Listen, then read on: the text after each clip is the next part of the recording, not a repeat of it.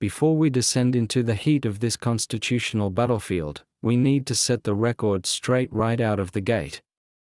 What we are discussing today is a hypothetical scenario, a projection of events based on the very real tensions simmering beneath the surface of our great republic. While the names and the laws are real, this specific sequence of confrontation, the clash between a sitting president and a defiant governor, the activation of the 82nd Airborne, and the invocation of the Insurrection Act, is a narrative simulation. It is a what-if story designed to test the boundaries of our Constitution and, more importantly, to expose the fragility of our current political reality. But make no mistake, just because this is a scenario does not mean the stakes aren't as real as the money missing from your bank account at the end of every month. Let's talk about that money, folks, because that is where the rubber meets the road. We can talk about high-minded ideals and constitutional theories all day long, but at the end of the day, politics is about your wallet, your property, and your ability to put food on the table for your family. For too long, the American taxpayer has been treated like an endless piggy bank by career politicians who think they can spend your hard-earned cash on radical social experiments without any consequences. And right now, in this scenario we are exploring, we are seeing the ultimate cost of that negligence. We are seeing exactly what happens when a state governor decides that virtue signaling to his base is more important than the financial security and physical safety of his own constituents. Imagine, if you will, looking at your pay stub this Friday. You see those deductions? You see that chunk of change the government takes before you even get a chance to smell it? Now, imagine that money isn't going to fix the potholes on your street or fund the police officers protecting your neighborhood. Instead, imagine it is being funneled into a black hole of bureaucracy designed to protect individuals who broke our laws to get here. This is the core of the conflict between President Trump and Governor Tim Walz in our story. It isn't just a legal spat, it is a battle over fiscal sanity. When the president launched the federal deportation operation, the goal was simple and rooted in economic common sense: restore the rule of law to stop the financial bleeding caused by an uncontrolled border. Every illegal crossing is a bill sent directly to you, the taxpayer. It is a strain on our local schools, forcing class sizes up and resources down. It is a burden on our emergency rooms, driving up the cost of healthcare for everyone who actually pays for insurance. And it is a massive weight on our social services, which are supposed to be a safety net for struggling American citizens, not a welcome mat for the entire world.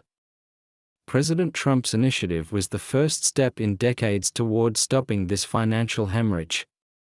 By enforcing the laws already on the books, the federal government was finally saying that the American citizen comes first, and that your tax dollars should be used for your benefit, not to subsidize the violation of your own sovereignty. But then we have Governor Tim Walz in Minnesota. In our scenario, he represents the quintessential obstructionist, the kind of politician who would rather watch his state burn, both literally and financially, than cooperate with a president from the opposing party. When Walz refused the federal request for cooperation, when he stood in front of those cameras and declared Minnesota a sanctuary against federal law, he wasn't just making a political statement. He was effectively declaring war on the Minnesota taxpayer. He was saying that he is willing to forfeit federal funding, willing to incur the massive costs of legal battles, and willing to risk the economic stability of his entire state just to protect a voting bloc that isn't even supposed to be there. Think about the immediate economic fallout of that defiance. Uncertainty is the enemy of business, and nothing screams uncertainty like a governor openly defying the commander-in-chief. Small business owners in Minneapolis, people who have already survived the nightmares of 2020, are suddenly looking at a leadership that is prioritizing political theater over public safety. When a governor signals that federal law doesn't apply in his state, he is telling investors and entrepreneurs that the rules of the game no longer matter. Who wants to open a factory, a shop, or a restaurant in a state where the governor is playing chicken with the Department of Justice. Capital creates jobs, but capital is a coward, it flees from chaos. And Tim Walz, in this scenario, is the architect of chaos. The financial implications get even darker when we look at the streets of Minneapolis. As the standoff escalated, as the rhetoric heated up, the streets began to fill with agitators. We have seen this movie before, haven't we? We know who pays the price when mostly peaceful protests turn into riots. It's not the politicians in their gated communities or the pundits in their TV studios. It is the guy who owns the corner deli. It is the family that runs the local hardware store. It is the single mom whose car gets torched because she parked on the wrong block. When Governor Walz refused to call up the National Guard or cooperate with federal task forces, he wasn't protecting the people. He was abandoning the property owners and the workers of Minnesota to the mob. Insurance premiums in these areas are already skyrocketing. Another round of unchecked civil unrest, fueled by a governor's refusal to maintain order, would be the final nail in the coffin for the local economy. We are talking about businesses closing their doors forever, jobs vanishing overnight, and property values plummeting to zero. That is the Walz tax. It isn't a line item on your receipt, but it is a tax nonetheless, a tax levied by incompetence and cowardice. Every boarded-up window in Minneapolis is a testament to the failure of this soft-on-crime approach. And President Trump, watching from the Oval Office, understands this fundamental truth: that you cannot have a strong economy without law and order. They are two sides of the same coin. This is why the invocation of the Insurrection Act in our story is such a pivotal moment. The media will scream about dictatorship and military overreach, clutching their pearls and fainting on their fainting couches. But let's look at this through the lens of the average American citizen who just wants to go to work and come home safe. The Insurrection Act, in this context, is the ultimate economic bailout. It is the federal government stepping in to do the job that the state government is too weak or too compromised to do. It is about restoring the environment necessary for commerce to function. When the 82nd Airborne lands, they aren't just bringing security, they are bringing stability. They are the guarantee that your shop won't be looted tonight, that your delivery trucks can make it to their destination, and that the rule of law is still the supreme currency of the land. Let's dig deeper into the concept of sovereignty and what it means for your bank account. A nation that cannot control its borders is not a nation, and an economy that cannot control its labor supply is destined to fail the working class. The policies championed by the likes of Governor Walz flood the market with cheap, unregulated labor. The corporate elites love this, of course. Big Tech and Big AG love the idea of paying substandard wages to a permanent underclass that has no legal recourse. But what does that do to you? What does that do to the American carpenter, the factory worker, the truck driver? It depresses your wages. It stagnates your earning power. It makes it impossible for you to negotiate a fair price for your labor because there is always someone desperate enough to do it for less, under the table, tax-free. President Trump's push for mass deportation in this scenario is a direct intervention on behalf of the American worker. It is basic supply and demand. If you reduce the supply of illegal, exploited labor, the demand for honest, legal American labor goes up. And when demand goes up, wages go up. It is the most pro-worker policy you could possibly imagine. By fighting against this, by shielding this illegal labor force, Governor Walz is effectively acting as a lobbyist for the corporate interests that want to keep your wages low. He is selling out the union workers and the blue-collar families of Minnesota to score points with the woke coastal elites who have never worked a day of manual labor in their lives. And what about the cost of the legal battles? Let's not forget that. In our story, Walz drags the state of Minnesota into a direct confrontation with the federal government. Do you think those lawyers work for free? Do you think the court costs just magically disappear? No. Millions upon millions of taxpayer dollars, Minnesota taxpayer dollars, are being funneled into a legal defense fund to protect criminals from being sent home. Imagine if those millions were spent on tax relief for small businesses.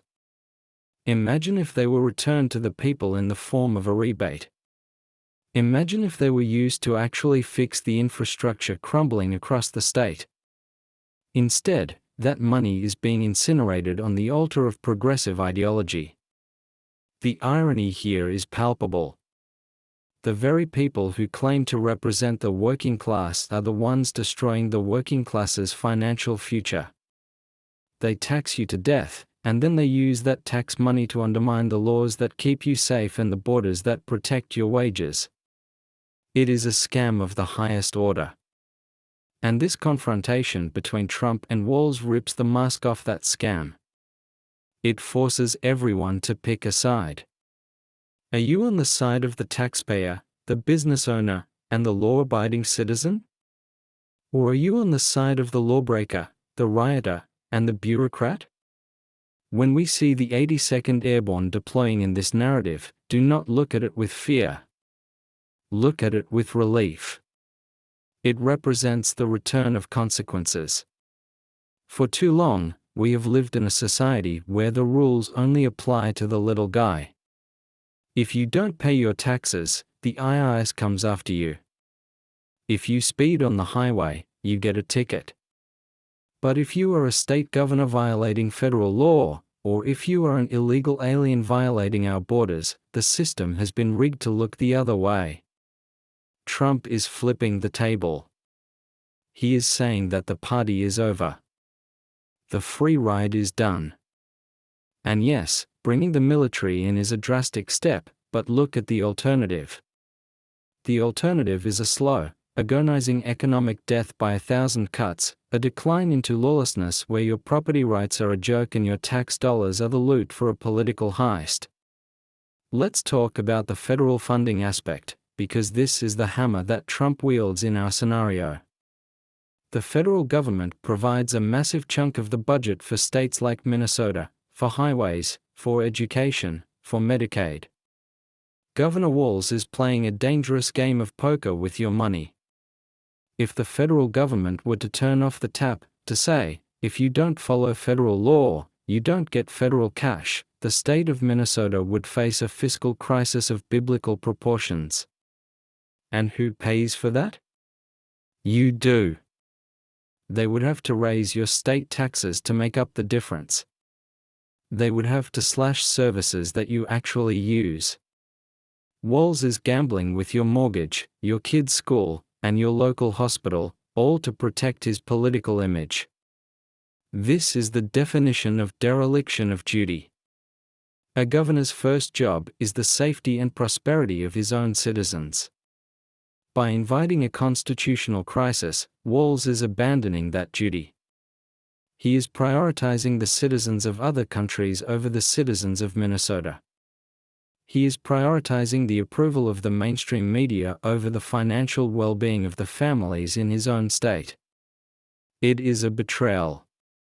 And in our story, the anger you see on the streets, the tension in the air, it isn't just about racism or politics as the media would have you believe. It is about a righteous anger from people who are tired of being treated like second-class citizens in their own country. As we move deeper into this scenario, keep your eye on the dollar signs. Watch how the chaos orchestrated by the left drains the vitality of the economy. Watch how the decisive action by the right aims to cauterize the wound.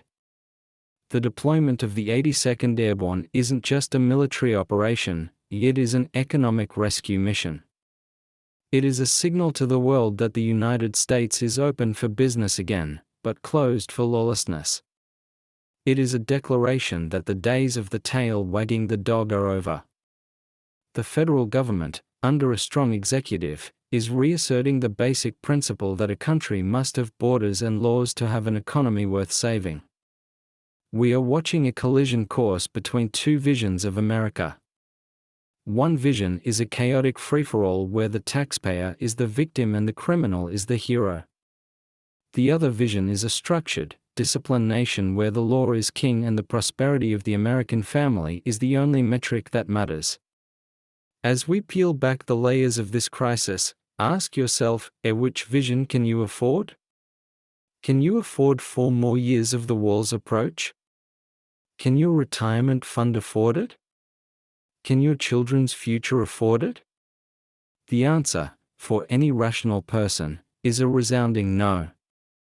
And that is why, in this hypothetical battle, the stakes couldn't possibly be higher. We are fighting for the very soul of our economy. We have established the price tag. We know what this chaos costs you in dollars and cents. Now, let's talk about the cost in dignity and the utter collapse of authority that led us to this precipice. To understand how we got to the point of paratroopers descending on American soil in this scenario, we have to look at the timeline of betrayal.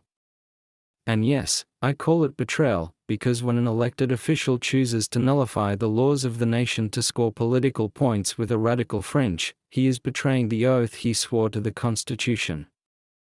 The conflict between President Trump and Governor Walz didn't start with troops, it started with a simple, lawful request, a request that any sane governor would have welcomed with open arms. In our narrative, the trigger was the launch of Operation Aurora, the federal initiative to locate, detain, and deport violent criminal aliens. Note the emphasis on violent. We aren't talking about grandmothers selling tamales here, we are talking about gang members, traffickers, and individuals with rap sheets longer than a CVS receipt. President Trump, exercising his clear Article 2 powers, directed federal agencies to collaborate with state law enforcement to remove these threats. It was a golden ticket for Minnesota. Here was the federal government offering manpower, resources, and intelligence to clean up the streets of Minneapolis. Most governors would have thrown a parade. Tim Walz threw a tantrum. The response from the governor's mansion was swift and it was dripping with the kind of condescension we have come to expect from the modern left. Walz didn't just quietly decline, he made a spectacle of it. He held a press conference, flanked by activists, of course, not police officers, and declared that Minnesota state troopers would not lift a finger to assist. He invoked states' rights, a phrase the Democrats usually demonize, twisting it into a shield for criminality. He claimed that assisting the president would erode trust in immigrant communities. But let's ask the hard question, what about the trust of the citizen community? What about the trust of the mother who wants to know that the guy walking behind her daughter wasn't deported twice before for assault? That trust apparently doesn't matter to Tim Walz. This was the moment the gauntlet was thrown down. It was a direct challenge to the supremacy of federal law. You see, the Constitution is not a suicide pact. It does not grant a state the right to actively harbor foreign nationals who have violated the laws of the Union.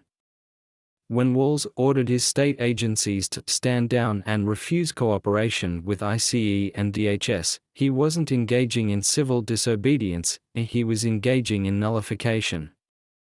He was effectively saying that Minnesota is a sovereign nation-state, independent of American law when it suits his ideology. It was a dangerous bluff, and unfortunately for him, he was playing poker against a man who doesn't blink. President Trump's reaction in this scenario was textbook leadership. He didn't engage in a Twitter war, he went to the statutes. He cited the Insurrection Act.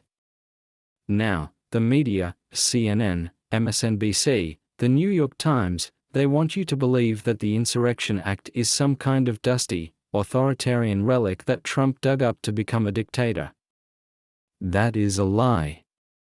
It is a bold-faced, historical lie. The Insurrection Act is a vital tool designed exactly for this moment, when a state government is unable or unwilling to enforce the law and protect the rights of its people. Let's take a walk down memory lane, shall we? Because history is the antidote to hysteria. In 1957, President Dwight D. Eisenhower, a Republican hero, by the way, federalized the Arkansas National Guard and sent in the 101st Airborne to Little Rock. Why? Because the governor of Arkansas, Orville Forbes, was using state troops to block federal law. He was defying the Supreme Court.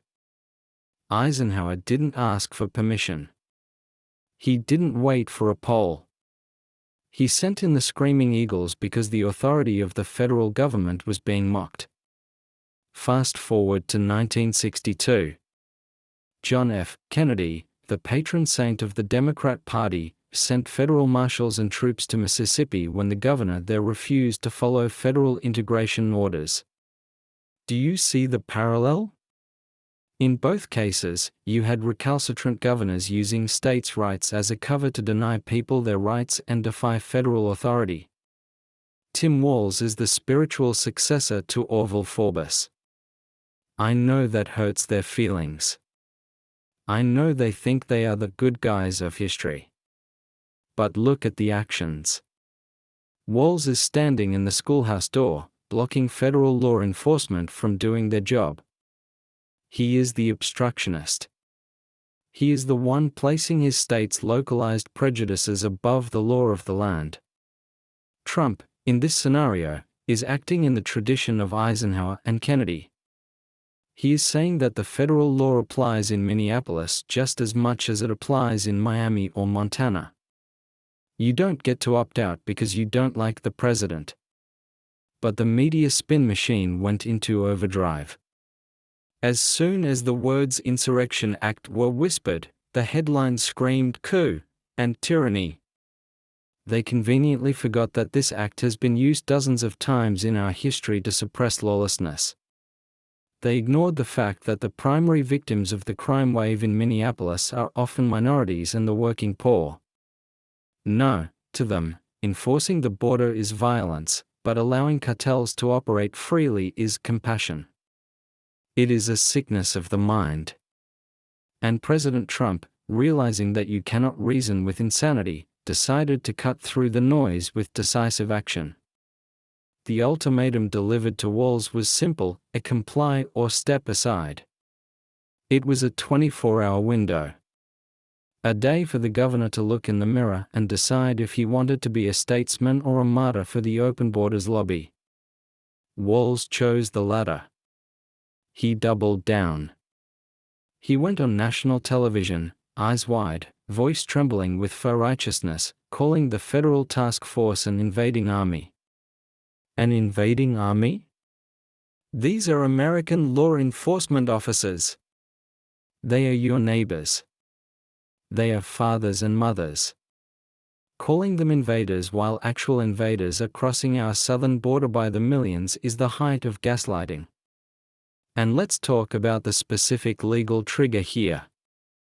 The president invoked the section of the Insurrection Act that allows intervention when any part or class of people is deprived of a right, privilege, immunity, or protection named in the Constitution and secured by law, and the constituted authorities of that state are unable, fail, or refuse to protect that right. Read that again. Refuse to protect. That is the key phrase. By refusing to remove violent criminal aliens, Walz was refusing to protect the citizens of Minnesota from known threats. He was creating a chaotic environment where the right to life, liberty, and property was under siege. Trump's legal team argued, correctly in my view, that the federal government has a duty to step in when a governor leaves his people defenseless. The tension in the Situation Room must have been electric. You have the generals, the DOJ officials, the political advisors. The timid ones, the swamp creatures, surely whispered, "Mr. President, the optics will be bad. The polls might dip." But true leadership isn't about polls. It's about doing what is necessary. Trump understood that if he let Minnesota slide, if he let Walz establish a precedent where a state could simply ignore federal immigration law without consequence, then the republic is finished. Every blue state would become a fortress of nullification. We would cease to be a United States and become a loose confederation of warring tribes. So, the order was signed. The deployment of the 82nd Airborne Division wasn't a decision made lightly. These are the All-Americans. The tip of the spear. To deploy them domestically is a grave step, but look at the alternative. The alternative was surrendering an American city to anarchy. The alternative was admitting that the federal government is powerless. When the news broke that the 82nd was mobilizing, Fort Bragg buzzing with activity, C-17s spooling up their engines, it sent a shockwave through the political system. It was the sound of the adult re-entering the room. For the people of Minneapolis, those who have been living in fear, watching their city decline, seeing the police demoralized and defunded, this wasn't a moment of terror. It was a moment of hope. Finally, someone was coming. Finally, help was on the way. The liberal elites in their ivory towers trembled, but the guy running the gas station, the lady working the late shift at the diner, they looked up and said, "It's about time." We also need to address the narrative of civil war that the left started pushing immediately. As soon as the troops were ordered, the internet was flooded with hot takes claiming Trump was starting a civil war. This is classic projection. Who started the war? Was it the president enforcing the law? Or was it the governor who declared his state a lawless zone? Who is the aggressor here? The one upholding the Constitution, or the one shredding it? Walz and his cronies were the ones flirting with sedition. They were the ones challenging the federal monopoly on immigration enforcement. Trump was simply finishing the fight they started. In this scenario, we see the complete exposure of the Democrat Party's priorities.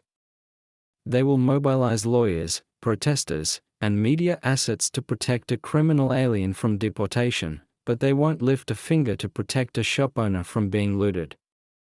They will cry fascism when the military is used to restore order, but they will cheer when the FBI raids the home of a political opponent. The hypocrisy is so thick you can cut it with a knife. The invocation of the Insurrection Act also stripped away the veneer of Minnesota nice that Walz likes to hide behind. It revealed him for what he is, a radical ideologue who is willing to sacrifice the safety of his state to signal his virtue to the National Party. He wanted a showdown? He got one. But he forgot that in a contest between a flailing governor and the commander-in-chief of the greatest military on earth, there is only one winner. As the clock ticked down on that 24-hour ultimatum, the atmosphere in America shifted. It was no longer just a political debate. It was a reality check. The deep state, the permanent bureaucracy, panicked because they realized Trump wasn't bluffing this time. In his first term, maybe he was held back by bad advisors. In this scenario, unshackled and focused, he used the full weight of his office. And that is what terrifies them. Not the troops themselves, but the will to use them. The will to actually govern. The legal precedents held firm. Despite the furious filing of lawsuits by the ACLU and the state of Minnesota, the constitutional logic was sound. Article 4, Section 4, the United States shall guarantee to every state in this union a republican form of government, and shall protect each of them against invasion and against domestic violence. Domestic violence here doesn't mean a household dispute, it means internal chaos, insurrection, lawlessness. Trump was fulfilling a constitutional mandate. Walz was in breach of contract. So, as we prepare to discuss the actual boots hitting the ground, remember this, the 82nd Airborne didn't deploy because Trump wanted to play soldier. They deployed because Tim Walz failed. They deployed because the political leadership of Minnesota collapsed under the weight of its own woke ideology. The paratroopers are the cleanup crew for a disaster made by Democrats. And when they land, they aren't bringing tyranny, they are bringing the one thing the left hates the most, consequences. We are about to witness the collision of two worlds. The world of feelings, safe spaces, and sanctuary lies versus the world of steel, resolve, and the rule of law. And frankly, it is a collision that was long overdue. The ultimatum has expired. The time for talk is done. Now, we watch the skies. The sun hadn't even breached the horizon over the Twin Cities when the sound changed. It wasn't the sirens that the residents of Minneapolis had grown accustomed to, the wail of ambulances rushing to the latest overdose or the police cruisers responding to another smash and grab. No, this was a different frequency entirely. It was a low, guttural rumble that vibrated in your chest. It was the sound of heavy lift capability. It was the sound of the United States Air Force C-17 Globemasters lining up on the approach to Minneapolis-St. Paul International Airport. While Governor Walz was frantically texting his legal team and drafting more angry tweets about fascism, the sheer logistical might of the American military was already executing the mission. When the ramp of that first transport plane dropped, it wasn't just troops walking off, it was a message. The 82nd Airborne Division doesn't do community policing. They don't do de-escalation circles. They are a warfighting entity, the tip of the American spear, trained to drop into the most hostile environments on Earth and secure them within hours. To see them deploying on American tarmac was jarring, yes, but it was also undeniably impressive. In our scenario, the footage of paratroopers in full battle rattle, moving with disciplined precision, stood in stark contrast to the disorganized, ragtag visuals of the rioters and the demoralized posture of the local police. It was a visual representation of order versus entropy. The reaction from the resistance was instantaneous and hysterical. As the convoy of military vehicles began to roll out from the staging area towards the city center, the mainstream media narrative shifted from Trump is bluffing to Trump is occupying America. CNN anchors were practically hyperventilating, describing the scene as if it were the Soviet Union rolling tanks into Prague. They used words like junta and regime, deliberately trying to terrify the public. But here is the thing they missed, the thing they always miss, the reaction of the normal, law-abiding citizen. As those Humvees rolled down the highways, something incredible happened. People stood on overpasses. Not to throw bricks, but to wave flags. Truckers blasted their horns in support. The silent majority, who had been cowed into silence by years of cancel culture and the threat of mob violence, suddenly felt safe enough to show their faces. They saw those young men and women in uniform not as oppressors, but as liberators. They were liberating Minneapolis from the tyranny of the lawless. They were breaking the stranglehold that the radical left had placed on the city's throat. It was a visceral reminder that the military belongs to the people, not the politicians. Let's talk about the specific dynamics on the street. The groups that had been terrorizing Minneapolis, the Antifa cells, the professional agitators, the opportunists looking for a free TV, they operate on a very specific calculation. They rely on the police being passive. They rely on the DA being soft. They rely on the knowledge that if they get arrested, they'll be out by dinner time. But the 82nd Airborne changes that calculus. You don't throw a frozen water bottle at a paratrooper who just got back from a combat tour. You don't try to shine a laser pointer in the eyes of a squad that is securing a perimeter with live ammunition authorization. The tough guys of the radical left, the ones who like to sucker punch elderly people and burn down small businesses, suddenly remembered they had urgent appointments elsewhere. The streets cleared. The riot evaporated before it could even begin. This exposes the paper tiger nature of the modern left street power. It only exists because weak leaders like Tim Walz allow it to exist. It thrives in a vacuum of authority. But nature abhors a vacuum, and Trump filled it with American steel. In our story, the confrontation that everyone feared, the bloody street battles, didn't happen. Why? Because strength deters aggression. Weakness invites it. Walz's weakness invited chaos, Trump's strength enforced peace. It is the oldest lesson in history, and somehow, we have to keep relearning it. Governor Walz, meanwhile, was reduced to a spectator in his own state. This is the ultimate humiliation for a politician. He had declared that federal forces were unwelcome, that they would be met with resistance. But when the rubber met the road, his state troopers, many of whom are good men and women sick of being held back, didn't block the federal convoys. They saluted them. They coordinated with them. The rank-and-file law enforcement officers knew that help had finally arrived.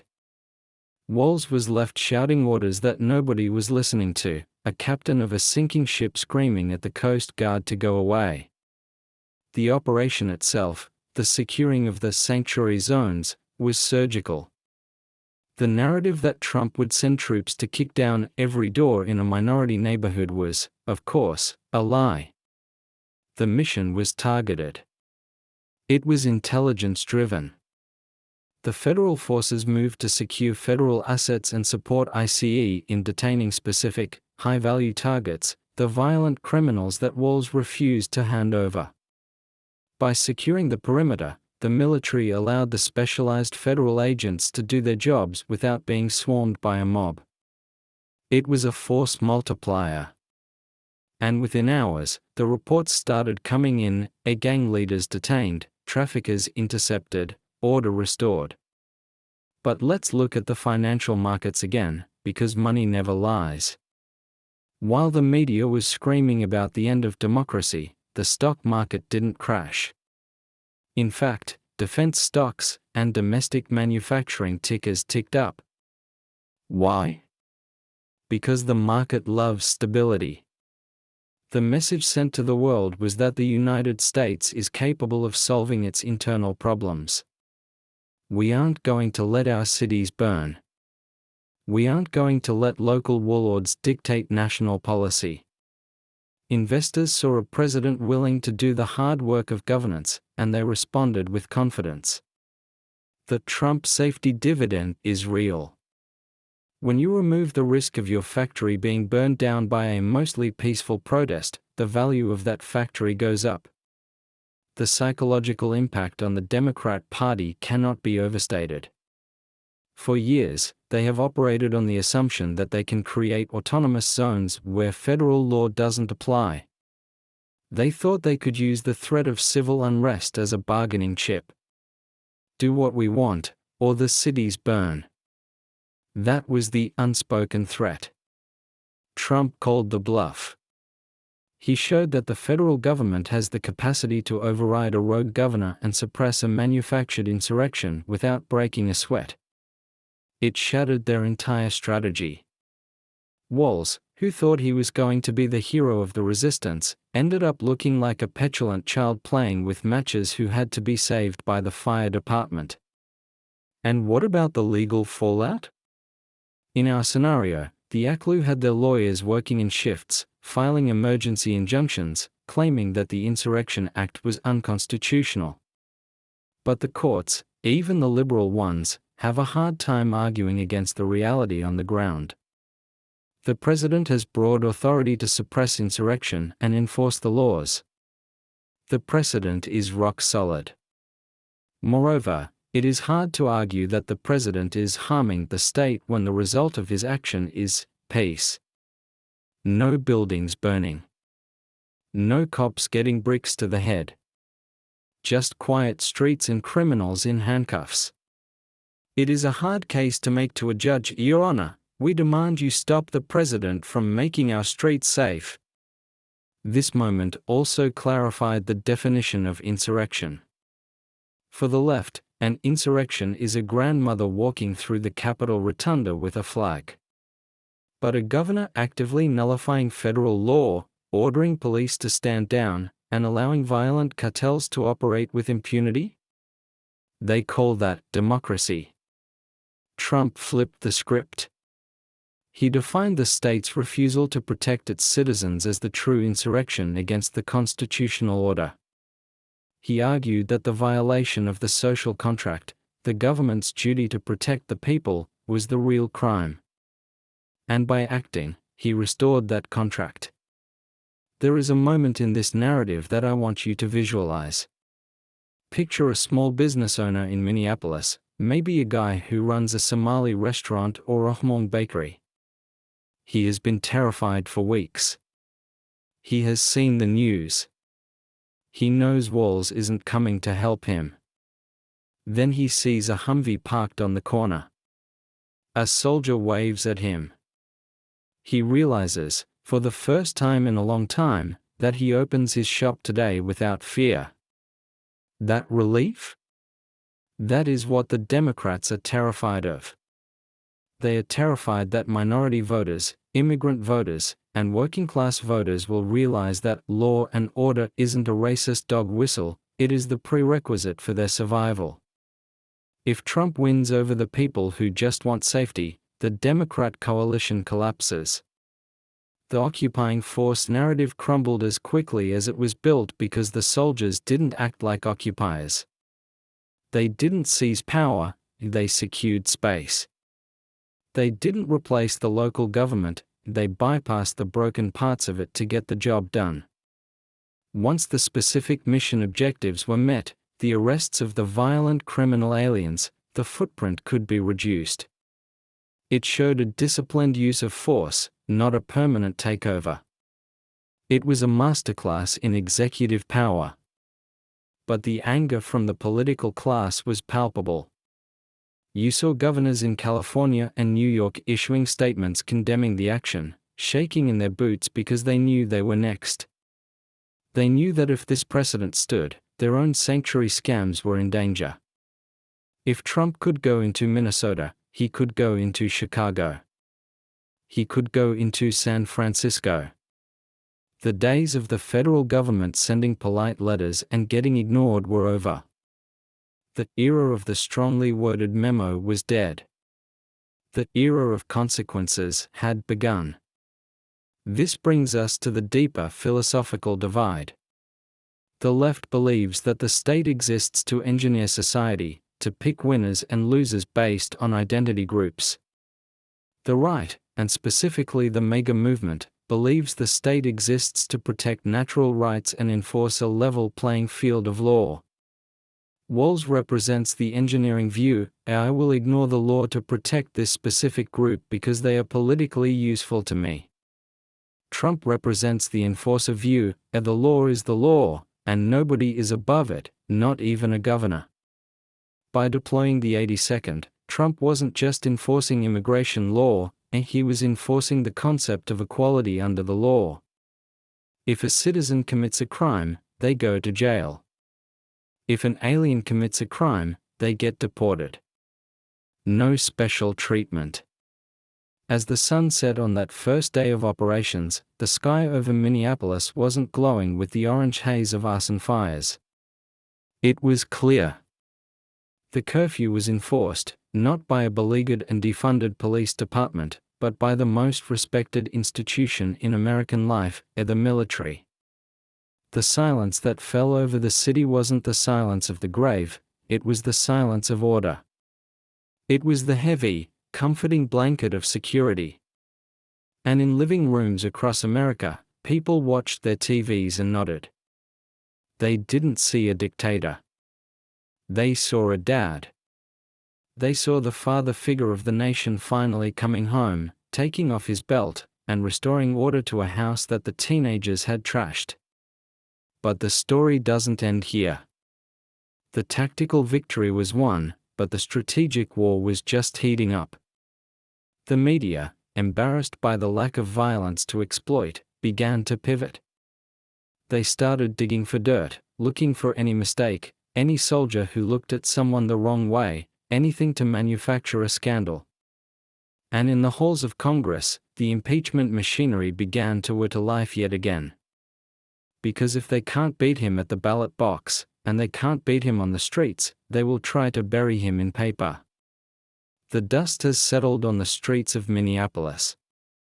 The 82nd Airborne has done what they always do, executed the mission with professional excellence. But as the physical threat recedes, the political threat rises like a zombie from the grave. You didn't think the swamp would just roll over and take this, did you? You didn't think the Uniparty in Washington would applaud a president for actually solving a problem? Oh no. In our scenario, the moment peace was restored, the war in the corridors of power began. If the deployment was the earthquake, what follows is the tsunami of bureaucracy, lawfare, and media gaslighting designed to drown the truth. Let's look at the media first. They are in a state of mourning. Truly, it is pathetic to watch. They spent 48 hours promising their viewers a massacre. They had their pre-written chirons ready, a Trump's Tiananmen Square, military massacres peaceful protesters. They were salivating at the prospect of a soldier making a mistake so they could loop the footage 24/7 until the midterms. But what did they get? They got disciplined young men and women handing out water bottles and securing blocks. They got boredom. And for the corporate media, peace is bad for business. Conflict sells ads, irresolution does not. So, they pivoted. The narrative shifted overnight from violent crackdown to unconstitutional overreach. You saw the talking heads on MSNBC pivoting to process crimes. Did the president fill out Form 27B correctly before deploying the troops? Did he consult with the subcommittee on hurt feelings? It is the classic tactic of the losing side, and when you can't argue the results, argue the procedure. They started interviewing legal experts, professors from ivory towers who haven't seen the real world in decades, who solemnly declared that protecting American citizens is actually a violation of the Founding Fathers' vision. It is gaslighting on an industrial scale. They want you to believe that the chaos under Walz was democracy and the order under Trump is tyranny. But the real action, in our story, moves to the Capitol. The Democrat leadership, sensing that they are losing the optics war, hits the panic button. Nancy Pelosi's ghost seems to haunt the halls as the articles of impeachment are drafted before the ink is even dry on the deployment orders. Impeachment. The word has lost all meaning, hasn't it? It used to be the ultimate constitutional failsafe, and now it is just a Tuesday for the Democrats. They claim Trump abused his power by enforcing the law. Think about the twisted logic required to arrive at that conclusion. They are arguing that the president's power does not extend to protecting the nation from invasion and insurrection, but it does extend to forgiving student loans by executive fiat? Give me a break. The hearings in our scenario are a circus.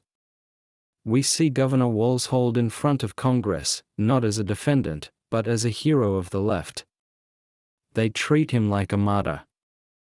They ask him softball questions. Governor, tell us how traumatizing it was to have order restored in your state.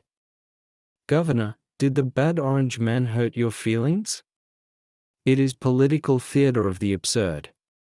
Walz sits there, playing the victim, talking about the sovereignty of Minnesota, completely ignoring the fact that he surrendered that sovereignty the moment he let cartels run his streets. But watch the Republican questioning. This is where the narrative breaks. When tough cop representatives ask, Governor, how many violent criminals did you release, or why did you refuse federal help when your cities were burning, Walz crumbles. He stammers. He deflects. Because deep down, he knows he failed. And then there is the deep state, the permanent bureaucracy. This is the enemy you can't see on TV. In our scenario, even as the troops are on the ground, the career bureaucrats in the DOJ and DHS are trying to sabotage the mission from the inside. We call this the slow roll. The president gives an order, deport the criminals. The bureaucracy responds, well, sir, we need to do an environmental impact study on the bus route first. We need to ensure the handcuffs are ethically sourced. They weaponize procedure to delay the outcome. Trump's team has to fight a two-front war, one against the criminals in Minnesota, and one against the paper pushers in Washington. This internal sabotage is the most dangerous part of the story. It reveals that the president is not just fighting the Democrats, he is fighting the administrative state that believes it runs the country, not the elected representatives. We see leaks to the press, classified memos, anonymous sources claiming that the generals are secretly furious with Trump. It is a disinformation campaign waged by the government against its own head of state. But here is the difference this time, Trump knows where the bodies are buried. In our scenario, he doesn't just complain, he fires people. He purges the obstructionists. He treats the sabotage as insubordination. And that sends a chill down the spine of every career bureaucrat in DC. Let's step back and look at the cultural impact of this standoff. The deployment of the 82nd Airborne broke a psychological spell. For years, the American people have been told that we are helpless. We have been told that decline is inevitable, that we just have to accept homelessness, crime, and open borders as the new normal. When the paratroopers landed, that lie evaporated. We realized that we don't have a lack of resources, and we have a lack of will. We can fix our cities. We can close the border. We can have safe streets. The only thing stopping us is the political class. This realization is dangerous for the left. If the people realize that the problems are solvable, they will start demanding solutions. They will stop accepting excuses. When a mayor says, "We can't stop the shoplifting," the voters will say, "Trump stopped the riots in 24 hours. Why can't you stop a teenager stealing sneakers?" The standard of performance has been raised. The Walz standard of incompetence is no longer acceptable. The Trump standard of results is the new benchmark. Now, consider the other governors. The Gavins, the Hochuls, the Pritzkers. They are watching Minnesota very closely. In our story, the phone lines between these blue state governors are burning up. They are terrified. They know their own states are powder kegs. They know their own policies have created the same vulnerabilities. If Trump is willing to go into Minnesota, he is willing to go into California. The deterrent effect is massive. Suddenly, you might see these governors quietly starting to cooperate with ICE. Not because they had a change of heart, but because they want to avoid the embarrassment of being waltzed. They don't want to be the next example. Strength creates its own gravity. But we must also talk about the risk. The left is cornered. And a cornered animal is dangerous.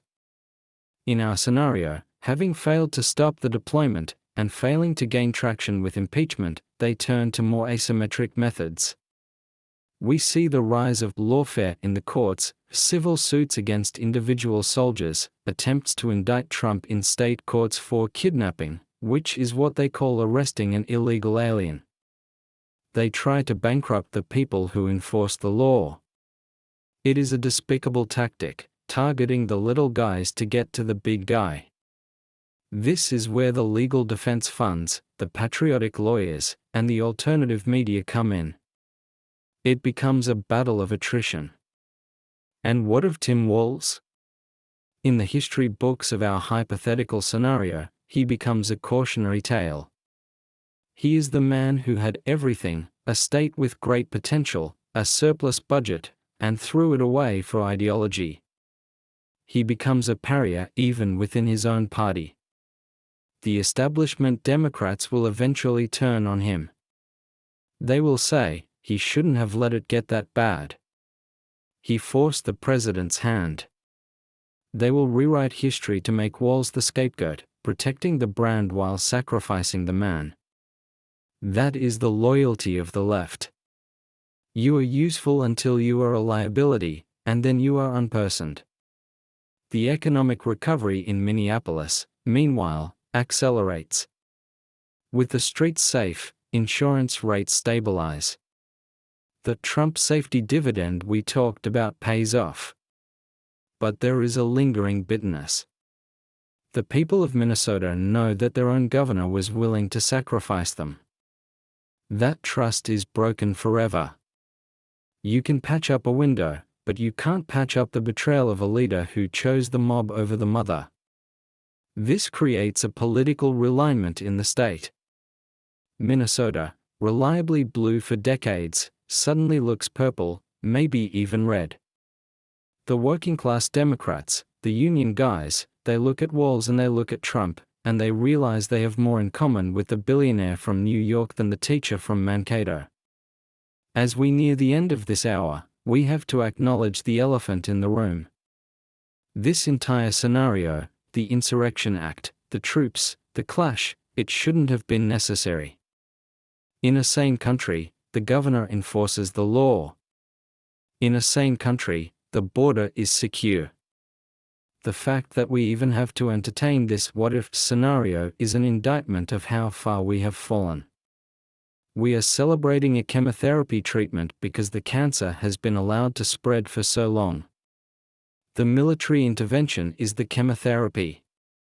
It is harsh, it is risky, and it leaves scars. But the alternative was death. The resistance will keep screaming. They will call for protests, for strikes, for days of rage. But look closely at the turnout. In our story, the crowds are smaller. The energy is gone. Why? Because the spell is broken. The illusion that they are the majority is shattered. When the 82nd Airborne marched, the silent majority saw their own strength reflected in those ranks. They realized that the noisy minority on Twitter is just that, a minority. A loud, annoying, but ultimately powerless minority when faced with the resolve of a free people and a strong leader. So, the swamp strikes back, yes. But they are striking back with dull weapons. Their words ring hollow. Their subpoenas are ignored by the public. Their narratives are mocked on social media. The genie is out of the bottle. America has tasted law and order again, and it tastes like freedom. They aren't going to go back to the diet of chaos and guilt that the Democrats have been feeding them. In the final segment, we will look forward. We will ask, what happens next? How does this establish a new precedent for the 21st century? And most importantly, how do we ensure that we never have to do this again? How do we rebuild the institutions so that a governor like Walz never gets close to power, and a president like Trump doesn't have to be the nation's sheriff? The battle is won, but the war for the soul of America continues. We have arrived at the end of the line. We have walked through the fire of a constitutional crisis, stood on the precipice of anarchy, and watched as the resolve of a single leader pulled the nation back from the brink.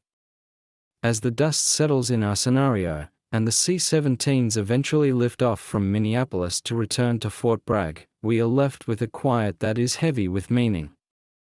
This isn't just about one city or one governor. This is about the future of the American experiment.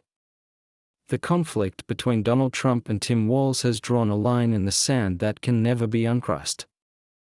The most immediate legacy of this event is the death of that sanctuary state delusion. For decades, radical governors thought they could play games with federal law. They thought they could create little fiefdoms where the rules of the United States didn't apply.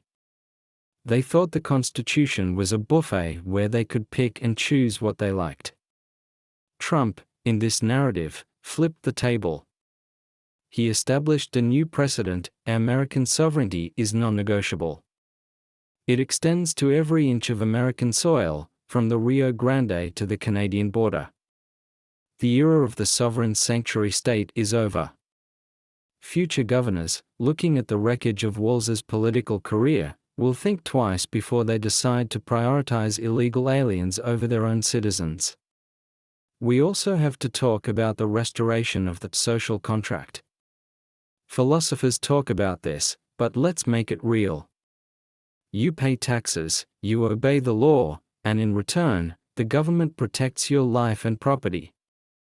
That is the deal. The Democrats broke that deal.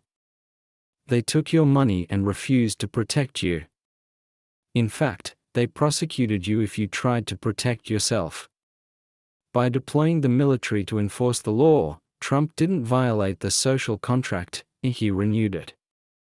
He told the American people, "I will hold up my end of the bargain, even if your governor won't." This is a powerful message that resonates deep in the lizard brain of every voter. It restores faith that the system can actually work. Look at the political realignment that this scenario accelerates. We are seeing the final death throes of the old Democrat coalition.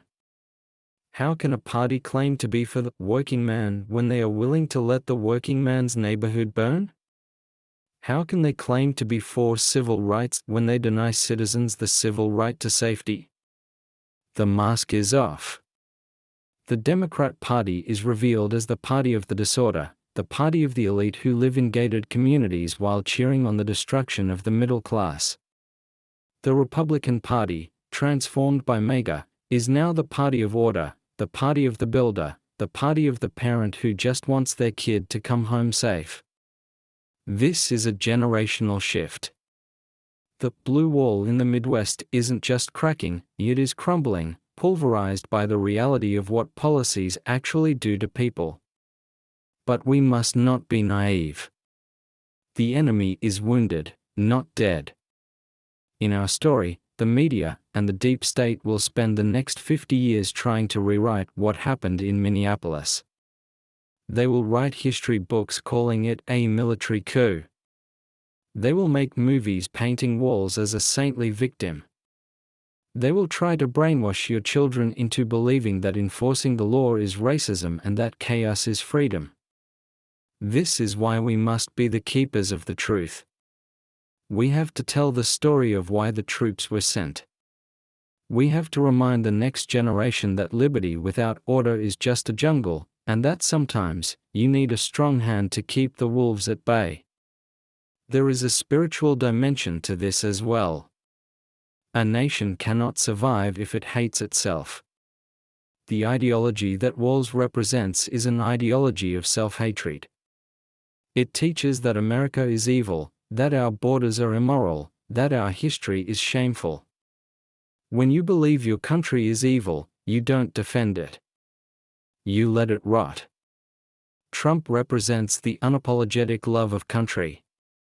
By acting to save Minneapolis, even against the wishes of its governor, he showed that every part of America is worth saving. He refused to give up on the country. That spirit is contagious. It reminds us that we are not just residents of an economic zone, and we are citizens of a nation with a destiny. So, what does the future hold in this hypothetical world? We see a federal government that is no longer afraid to use its power to protect its people. We see a crackdown on the NGOs and the dark money networks that fund these riots and caravans. We see a return to common sense. But it all hinges on one thing: our resolve. The lesson of this entire 60-minute journey is that civilization is fragile. It is a thin veneer over barbarism. It doesn't take much for the lights to go out and the mobs to take over. All it takes is good men doing nothing. In our story, one man did something. and that made all the difference. As we close, ask yourself, which America do you want to live in? Do you want the America of Tim Walz, where the government shrugs while your city declines, where the criminal is the victim and you are the problem? Or do you want the America where the law means something, where the flag stands for protection, and where the leaders have the guts to do what is right, no matter how much the media screams? The choice is stark. It is a choice between suicide and survival. This scenario is fiction, but the stakes are real. The tensions are real. The people like Tim Walz are very real, and they are in power right now. The question isn't what if this happens? The question is what will you do when it does? Will you stand with the chaos, or will you stand with the order? Thank you for joining me on this deep dive. If this analysis resonated with you, if you are tired of the lies and the gaslighting, then you know what to do. Smash that like button so the algorithm can't bury this truth. Subscribe to the channel because we are the resistance now. And share this video with a friend who needs to wake up. We are in a battle for the soul of this country, and we need every patriot on the line. Until next time, keep your powder dry, keep your head on a swivel, and never, ever apologize for loving America. This is the 60-Minute Report, signing off.